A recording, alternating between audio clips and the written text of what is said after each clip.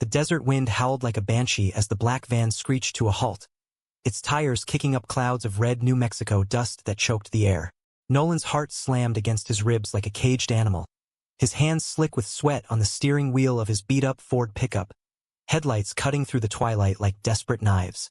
"Please, God, not like this," he whispered to the empty cab, but the two men bursting from the van, masks pulled low, guns glinting, shattered the prayer before it could form. They dragged him out by his hair, the gravel biting into his knees as he hit the ground, tasting copper and regret. One of them, broad-shouldered with a tattoo snaking up his neck, pressed the cold barrel of a pistol to Nolan's temple.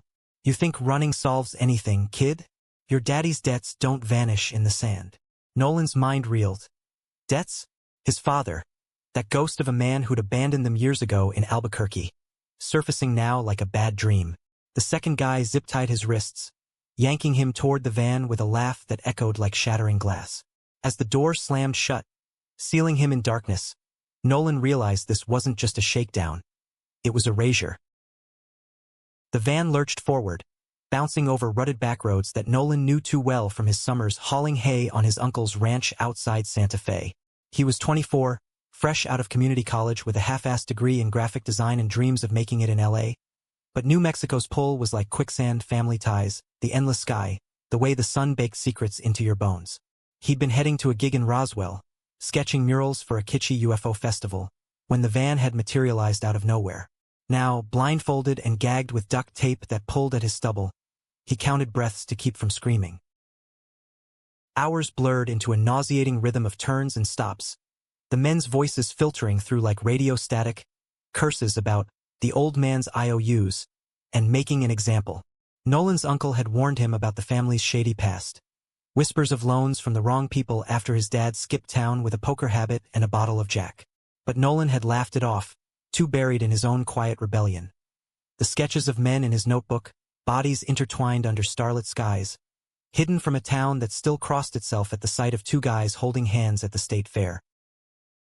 When the van finally ground to a halt, they hauled him into what smelled like an abandoned barn. Hay dust and motor oil, the faint tang of rust. They shoved him into a corner stall, chaining his ankle to a post with a padlock that clicked like finality. The blindfold came off, revealing a dim bulb swinging overhead, casting shadows like prison bars. The tattooed guy, let's call him Grit from the way he spat tobacco, loomed over him. "You'll fetch a pretty penny, pretty boy. Or maybe we'll just break you first." His partner, skinny with eyes like dead fish, smirked and left a jug of water and a stale protein bar. Then they were gone, the engine fading into the night. Nolan tugged at the chain, the metal biting his skin, but it held fast. Panic clawed up his throat, but he swallowed it down, forcing his mind to the only place it could flee, memories of Alex. God. Alex, his ex from freshman year at Enum, the one who'd slipped away like smoke after Nolan's coming out imploded their world. Alex with his easy grin and calloused hands from bartending at that dive in Nob Hill. The way he'd whisper, "You're my desert rose," during those stolen nights in Nolan's dorm, body slick and urgent under the hum of the AC. They'd talked forever about escaping to California, but fear had roots deeper than Nolan's resolve. Now, chained in this hellhole, Alex's ghost was the only warmth left. Dawn crept in through cracked boards, painting the barn in bloody hues. Nolan dozed fitfully, dreams twisted with his father's face, laughing, then snarling, until footsteps jolted him awake. Not the kidnappers. A shadow detached from the doorway. Tall, broad, with a Stetson tipped low and a duster coat that screamed cowboy cliché. But his eyes, storm gray, sharp as flint, locked on Nolan's with an intensity that made his pulse stutter. "You all right, son?" The voice was low, gravel rough, like whiskey over rocks. The man knelt, checking the chain with gloved hands, his face weathered but handsome in that rugged American way. Late 30s, maybe, with a jaw carved from canyon stone and faint laugh lines that didn't match the tension in his shoulders. Nolan's breath hitched. Up close, he smelled of leather and sage, a scent that tugged at something primal. "Who the hell are you?" Nolan rasped, throat raw from the tape. "Name's Harlan Reyes. These sons of bitches work for my outfit, or used to. Found your truck ditched on 285. Figured I'd follow the trail. He pulled a bolt cutter from his coat, the snip echoing like freedom's first note as the chain gave way.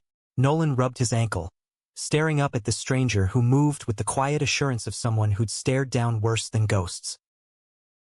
Harlan helped him to his feet, steadying him when his legs buckled.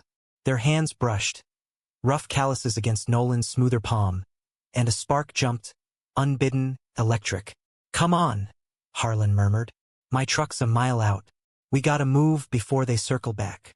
They slipped into the scrubland, the sun climbing like a judge's gavel. Nolan stumbled over sagebrush, Harlan's arm a constant anchor around his waist. Questions burned. Why was Harlan here? What outfit? But exhaustion won, and he leaned into the solid warmth of the man beside him. By the time they reached the truck, a dusty Chevy Silverado with mud-splattered plates, Nolan's guard was cracking, gratitude blooming into something dangerously like trust. Harlan drove north toward the Sangre de Cristo foothills, radio crackling with static forecasts of rain. He tossed Nolan a spare jacket, soft flannel that smelled like him, and cracked open a thermos of black coffee. "Drink. You'll need it." Nolan sipped, the bitterness grounding him, and finally asked, "Why risk this? You don't even know me." Harlan's grip tightened on the wheel, knuckles whitening. "Knew your old man back in the day. Elias owed me, hell owed everyone from here to El Paso. When I heard about the grab, figured it was time to square things. Not for him, for decency's sake." His voice trailed, eyes flicking to Nolan with a hunger that wasn't just protective. Nolan felt it mirror in his chest, a pull toward this enigma who'd appeared like a gunslinger from his wildest sketches. They holed up in a roadside motel outside Taos, peeling turquoise paint, neon sign buzzing vacancy like a migraine. Harlan paid cash, got one room with 2 beds, and bolted the door before collapsing into a chair. Nolan showered first, the hot water sluicing away grime and terror, but not the ache in his bones. Emerging in borrowed sweats that hung loose on his lean frame, he found Harlan nursing a beer, Stetson on the nightstand revealing close-cropped black hair threaded with silver. "You look like hell," Harlan said, but his smile softened the words. "Feel like it." Nolan sat on the bed's edge, towel drying his hair. Silence stretched, thick with unspoken currents. Then, haltingly, he spilled it. The sketches, the hidden loves, the way New Mexico's vastness made him feel both free and trapped. Harlan listened, gray eyes unblinking, and when Nolan finished, he reached out, thumb brushing a water droplet from Nolan's cheek. "You're braver than you know, kid. Takes guts to carry that weight alone." The touch lingered, thumb tracing Nolan's jaw, and suddenly the air crackled. Nolan leaned in, heart thundering, their lips meeting in a kiss born of adrenaline and isolation. Tentative at first, then fierce, Harlan's hands framing his face like something precious unearthed from the earth. They tumbled onto the bed, clothes shedding like old skins, bodies mapping each other in the motel's dim glow. Harlan was all controlled power, scars whispering stories across his chest, while Nolan arched and gasped, surrendering to the storm. It was messy, urgent. Teeth on collarbones, fingers digging into hips, but laced with a tenderness that caught Nolan off guard. Afterward, tangled in sheets, Harlan's breath warm against his neck, Nolan whispered, "This is crazy, but thank you." Harlan chuckled low. "Crazy's what keeps us alive out here." But as sleep claimed them, Nolan didn't see the shadow cross Harlan's face. The secret coiled like a rattlesnake in the dark. Days bled into a fragile rhythm, Harlan's truck eating up miles toward the relative safety of Albuquerque, but detours became habit. Hidden canyons for picnics of jerky and stolen glances, ghost towns where they'd fuck against weathered adobe walls, the echo of their moans swallowed by wind. Nolan traced the tattoos on Harlan's arms, horses thundering across inked plains, and learned fragments. Ex-Marine, ranch hand turned enforcer for a border smuggling ring that blurred lines between cattle and contraband. "It's not black and white," Harlan said one dusk, as they watched thunderheads brew over the Jemez. "Survival's gray as the sky." Nolan nodded, but doubt flickered. His phone, retrieved from the truck, miraculously charged, buzzed with voicemails from his mom, frantic pleas to call home. He'd texted her a vague, safe, explain later, but the truth stuck like burrs, and Harlan, God, Harlan was a revelation. Morning started with coffee brewed on a camp stove, Harlan's laugh rumbling as Nolan sketched him. Pencil capturing the crinkle of eyes, the way his lips quirked when he thought no one watched. Nights ended with confessions. Nolan's fear of fading into his father's shadow, Harlan's buried ache for a life beyond the gun's shadow. Your poetry in motion, Harlan murmured one night, fingers combing Nolan's hair as they lay under stars near Bandelier ruins. Makes a man want to rewrite his endings. Nolan's heart swelled, the words weaving into his veins like wild honey. For the first time, love didn't feel like a secret to hoard. It was a wildfire, consuming and clarifying. But cracks spiderwebbed. In a dive bar in Espanola, Harlan vanished for an hour, returning with split knuckles and a haunted look. Old business, he grunted. But Nolan caught the whisper from the bartender. Reyes settling scores again. Questions piled up, unanswered, until a rainy afternoon in a Santa Fe cafe, Harlan's burner phone lit up with a text that drained the color from his face. He stepped out, voice low and urgent, and Nolan eavesdropped from the booth. Snatches of the kid's leverage and Elias's boy pays the debt. Leverage. The word hollowed Nolan's gut. When Harlan returned, all easy smiles, Nolan confronted him. Am I bait? For my dad. Harlan's jaw tightened, but his eyes, those damn eyes, held steady. No, you're the reason I'm burning bridges, Nolan. Trust me.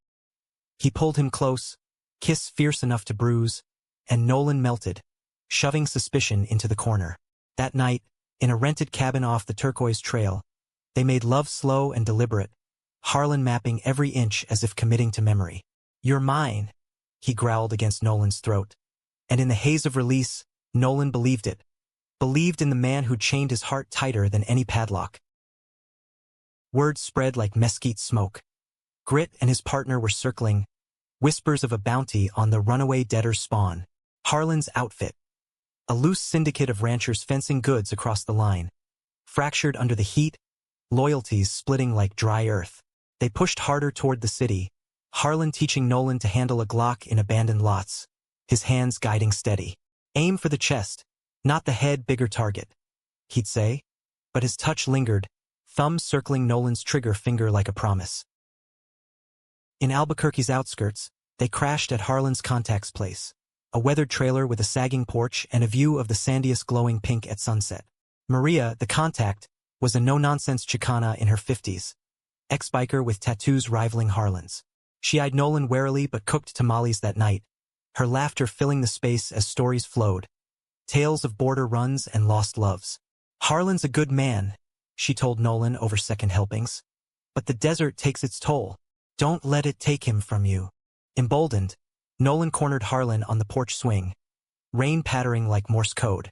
What's the endgame? We can't run forever.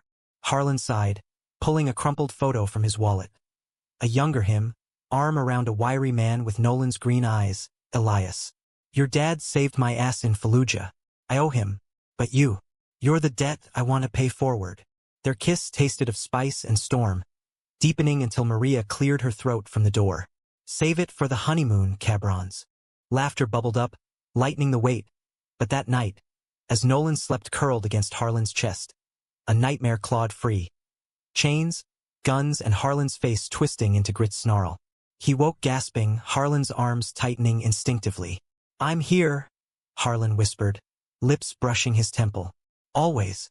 In that moment, Nolan surrendered fully, the budding love a lifeline in the chaos. Yet betrayal brewed, subtle as a haboob on the horizon. Harlan's late-night calls increased, voice edged with steel. Nolan pretended not to notice the cash stacks hidden under floorboards, the way Harlan's eyes darkened at mentions of the boss. One evening, scouting a safe house in the North Valley, they stumbled on a trap. Tires slashed, a note pinned to the windshield. Reyes, deliver the boy or join your brother in the ground. Harlan's brother? The revelation hit like a sandstorm. Harlan's kin, killed years back in a deal gone south, tied to Elias's debts. Rage flared in Nolan. You lied. This whole time. I'm just a pawn in your revenge. Harlan grabbed his shoulders, voice breaking. No, damn it. Started that way, but you changed the rules. They argued under sodium lights, words flying like shrapnel, until Harlan pinned him against the truck. Kiss desperate, bodies grinding in a frenzy of need and fury. "I love you," Harlan gasped against his neck, the words a thunderclap. Nolan froze, then shattered, whispering them back as they claimed each other right there in the dirt, rain mingling with sweat. But love, fragile as Pueblo pottery, couldn't hold against the gathering storm. Grit's crew closed in, shadows lengthening as Albuquerque's sprawl gave way to the open peril of I-40. Harlan vowed to end it. A meet at an old windmill site near the Rio Grande, neutral ground to settle the score. Nolan begged to come, but Harlan refused. "Stay with Maria. This is my mess." Their goodbye kiss lingered, Harlan's hand cupping Nolan's face like a prayer. "If I don't come back, know you're the best thing I ever stole from this life." As Harlan's taillights vanished into the dusk, Nolan's chest ached with foreboding, the desert whispering warnings he couldn't decode. The wait was agony, each tick of Maria's ancient clock a hammer on Nolan's nerves. He paced the trailer, sketching furiously, Harlan's profile etched in charcoal, eyes fierce yet soft, while Maria brewed chamomile and muttered rosaries. Midnight came, then 1 a.m., the sandiest black silhouettes against a star-pricked sky. When Harlan's truck finally roared up, mud-caked and bullet-pocked, Nolan bolted outside, relief crashing like a wave. But Harlan staggered from the cab, shirt torn, blood sheening his side. "Got M," he grunted, collapsing into Nolan's arms. "Grits down." Partner bolted.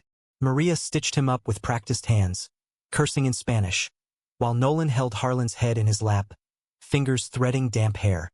"You idiot," Nolan whispered, tears hot. "Don't scare me like that." Harlan's laugh was weak, but his eyes burned. "Worth it. For you." In the quiet aftermath, as painkillers dulled the edges, they talked. Really talked. Harlan confessed the syndicate's rot, how Elias's betrayal had cost his brother, fueling a vendetta that Harlan had twisted into protection for Nolan. "I saw you that first night, chained up, looked like a fallen angel. Couldn't walk away." Nolan's heart twisted, forgiveness blooming amid the thorns. They made love softly on the couch, Harlan's wounds a map Nolan kissed like scripture, bodies sinking in a rhythm of healing. Dawn brought fragile peace, plans solidifying. Harlan would ghost the outfit for good, cash from the Tamale Fund buying them a head start to L.A., where Nolan's sketches could breathe free. Maria blessed them with a silver crucifix. "For luck, Mijo," and a wad of bills. "Go. And write that old bat sometimes." Hugs exchanged, tears swallowed. They hit the road west, windows down, Bad Bunny blasting from the radio to drown the ghosts. Interstate 40 unspooled like a promise, tumbleweeds dancing in their wake. They stopped at diners for green chili cheeseburgers, Harlan's hand on Nolan's thigh under the table, a secret anchor. Stories flowed. Harlan's boyhood on a Navajo border ranch, Nolan's hidden crushes in high school art class. Laughter came easier, love deepening into something sturdy, like the red rock mesas they passed. "Marry me," Harlan joked over pie and Gallup, ringless finger waggling. Nolan grinned. "Only if you wear the dress." But the past was a coyote, sly and unrelenting. 2 days out, in a dusty lot near Grant's, the burner rang. Unknown number. Harlan answered, face paling. "The boss wants a word. Says you left loose ends." Loose ends. Grit's partner, vanished but vengeful, fingering Harlan as a traitor. The meet was non-negotiable, back in New Mexico, a warehouse on the edge of Belen. "I'll handle it quick," Harlan promised, but Nolan saw the lie in his averted eyes. "No, we face it together." Nolan's voice brooked no argument, his hand squeezing Harlan's. Reluctantly, Harlan agreed, the drive back a funeral procession in reverse. Tension coiled tight, their touches turning frantic, pulling over in arroyos for hurried fucks that tasted of goodbye. "I can't lose you," Nolan gasped once, nails raking Harlan's back. "You won't," Harlan vowed, but doubt shadowed his words like eclipse. The warehouse loomed at twilight, a concrete beast ringed by chain link and floodlights. Harlan parked in the scrub, Glock tucked in his belt. "Stay in the truck. If shit goes south, drive like hell to Maria's." Nolan nodded, throat tight, watching Harlan melt into the gloom. Minutes stretched eternal, Nolan's mind screaming scenarios. Blood, betrayal, empty horizons. Then gunshots cracked, sharp as lightning, followed by shouts. Nolan's blood iced. He grabbed the spare pistol, slipping through the fence like a shadow. Inside, chaos reigned. Harlan grappling with the partner. Now unmasked, a weasel-faced man named Tate, while two goons circled. The boss, a silver-haired devil in a boello tie, lounged on crates, cigar glowing. Reyes, you sentimental fool. The boy's blood pays Elias's tab, dead or alive. Harlan broke free, pistol raised, but Tate lunged, knife flashing. Nolan burst from cover, firing wild. The bullet grazed Tate's arm, buying Harlan a beat to disarm him. Nolan, get out! Harlan roared, but Nolan advanced, heart a war drum. The boss laughed, drawing his own piece. 2 for 1. Efficient. The melee exploded. Fists, shots whizzing, dust motes dancing in muzzle flash. Harlan took a slug to the shoulder, staggering, but Nolan covered him, emptying his clip into the goons. Tate fled into the night, but the boss cornered them against rusted machinery, barrel steady. End of the line, lovers. In that frozen beat, Harlan stepped forward, blood dripping. Take me instead. The debt's mine, Elias was my mark, not the kids. Nolan's world tilted. Mark? Harlan's eyes met his, pleading. I set it up, to draw your dad out. But then I found you and, betrayal hit like a gut punch, sharper than any blade. You kidnapped me? Nolan's voice cracked, the pieces slamming home. The rescue, the protection, all a long con twisted by affection. Harlan's whisper, as the boss's finger whitened on the trigger. I fell for you, Nolan. It was real. The shot rang out, but not from the boss. Maria, God, Maria, erupted from the shadows, shotgun booming, the boss crumpling in a spray of red. Tate's backup scattered like roaches. She must have tailed them, maternal instinct overriding sense. Hios de puta, she spat, kicking the gun away. Harlan slumped, Nolan catching him, tears blurring the blood. Why? Nolan choked, cradling his head. Love makes monsters of us, Harlan rasped, hand cupping Nolan's cheek. Forgive me. The warehouse spun, sirens wailing distant. Nolan's heart warred, rage, grief, that stubborn spark. I don't know. Paramedics swarmed, Maria's arm around him as they loaded Harlan. His eyes locked on Nolan's until the doors shut. Weeks blurred in Albuquerque's sterile hum. Hospital rooms smelling of antiseptic and regret. Harlan's shoulder mending under fluorescent glare while Nolan haunted the edges. Visits laced with silence. Sketches piling up like unanswered prayers. The cops pieced it. The boss dead. Tate in custody spilling syndicate guts. Elias's debts dissolving in the fallout. Harlan faced charges, kidnapping, conspiracy, assault, but cut a deal, trading intel for time served, his Marine record tipping scales. Nolan wrestled demons in the interim, crashing at Maria's. Her tamales a balm for fractured nights. Amor es complicado, mijo, she'd say, pouring wine. But it's the complications that make it human. Nolan nodded, but betrayal festered. Harlan's confession a thorn twisting deeper. Yet dreams betrayed him. Harlan's laugh in the wind. His touch like sun-warmed stone. Love, damn it, didn't switch off like a light. Release day came under a November sky heavy with rain. Harlan stepping out in jeans and a fresh flannel. Duffel slung over his good shoulder. Nolan waited by the Silverado, engine idling. Maria's blessing a quiet, decide with your heart. Harlan approached slow, gray eyes wary. You came. Couldn't not. Nolan's voice was rough, hands jammed in pockets to hide the tremble. They drove in loaded quiet, toward the ranch Harlan had sold off. Proceeds split for fresh starts. At a pullout overlooking the Rio Grande, golden aspens shivering in the breeze, Nolan killed the engine. I hated you, he started, staring at the water snaking silver below. For the lies, the game, felt like every man who'd ever ghosted me, amplified. Harlan nodded, voice low. Deserve it. I was drowning in revenge, Nolan. You were the shore I washed up on. Didn't mean to drag you under. But you pulled me out. Nolan turned, green eyes searching. That part. The nights, the sketches, the way you saw me? That was real. Harlan's breath hitched, hand reaching tentative. Nolan took it, callous as familiar. I forgive you. Not easy, but human, right? Relief cracked Harlan's face, tears carving tracks. Christ, Nolan. I thought I'd lost you. Their kiss was salt and renewal, slow building to fire, bodies pressing urgent against the truck as rain began to fall. They drove on, detouring to a hot springs soak near Jemez, steam rising like absolution, limbs entwined in mineral warmth. LA beckoned, but they lingered in the Southwest's embrace. Nolan's murals blooming on Taos walls, Harlan apprenticing at a horse rescue, mending more than manies. Letters to Elias went unanswered, but closure came in small graces. A postcard from the old man, scrawled apology arriving like monsoon rain. Tell the kid I'm sorry. Owe him my life. One evening, under a meteor shower at White Sands, Harlan knelt. Not with a ring, but a braided leather cord, turquoise beads glinting. No dress, but forever. Nolan laughed, pulling him up into the light show. Yeah, forever.